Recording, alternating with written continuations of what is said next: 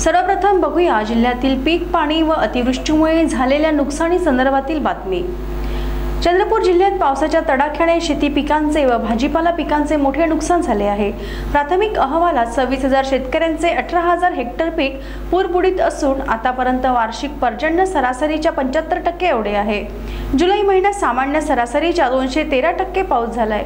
कापूस, सोयाबीन, तूर या सर्वच पिकांच्या सर्वेक्षणाचे आदेश देण्यात आले असून पंचनामा प्रक्रिया अंतिम टप्प्यात पोहोचल्यावर शासनाला अहवाल देण्यात येणार आहे। चंद्रपूर जिल्ह्यातील सर्व 15 तालुक्यात गेले 10 दिवस अतिवृष्टी झाली आहे। वर्धा, वैनगंगा, झरपट, उमा, इरई या नद्यांनी पात्र सोडल्याने शेती खरडून निघाली आहे। आजवर वार्षिक पर्जन्य सरासरीच्या 75% एवढा पाऊस सध्या नोंदविण्यात आला आहे। जिल्ह्यातील 8 मध्यम प्रकल्प व 2 मोठे प्रकल्प तुडुंब भरले असून त्यातून होणारा विसर्ग देखील शेती खरवडून निघण्यासाठी कारणीभूत ठरला आहे।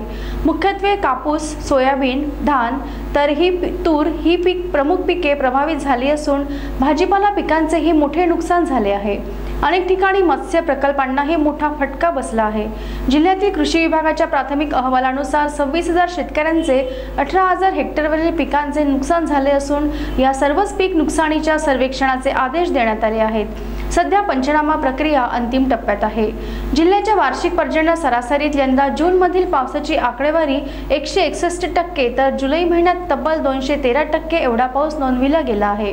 परिणामी नुकसानीचे आकडे देखील मोठे आहेत। दरम्यान याबाबत एका नुकसानग्रस्त शेतकऱ्याची प्रतिक्रिया बघूया। कालच्या पुरामुळे काकडीचा पीक गेला, धान गेला, पराठी गेली, मच्छीचा खड्डा सुद्धा गेला। लवकरात लवकर पंचनामा करून थोडाफार भरपाई करण्यात यावी। इथं नंदगुर येथे 5 एकराची आमची शेती आहे। त्या शेतीच्या अंधारी नदीला पूर आल्यामुळे भरपूर शेतीचे नुकसान झाले। आमच्या शेतीतले काकड्या कुंडासकट वाहून गेले। धान, पराठी आणि मच्छी तलाव फुटल्यामुळे आम्हाला बहुत नुकसान झाले।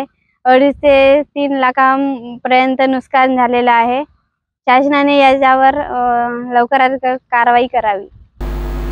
जिल्ह्यात झालेल्या अतिवृष्टीचा कृषी क्षेत्रावर काय परिणाम झाला याविषयी जिल्हा कृषी अधीक्षक शंकर तोटावार यांनी लाईव्ह चंद्रपूरशी केलेली ही बातचीत। चंद्रपूर जिल्ह्यामध्ये जुलै महिन्यामध्ये 19 तारखेपासून अतिवृष्टी झालेली आहे।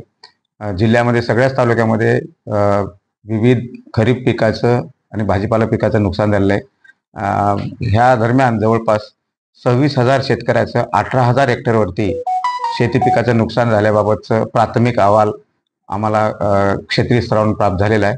याच्याबाबत जिथं जिथं अतिवृष्टी झालेली आहे किंवा पुराच्या पाण्यामुळं शेती पिकाचं नुकसान झालेलं आहे त्याचं सर्वेक्षण करण्याबाबत सर्व तहसीलदारामार्फत सर्वेक्षणाचे आदेश दिलेत। पंचनामा चालू असून अंतिम टप्प्यात आलेला आहे। पंचनामाचा अहवाल प्राप्त झाल्यानंतर शासनाकडे अहवाल सादर करण्यात येईल।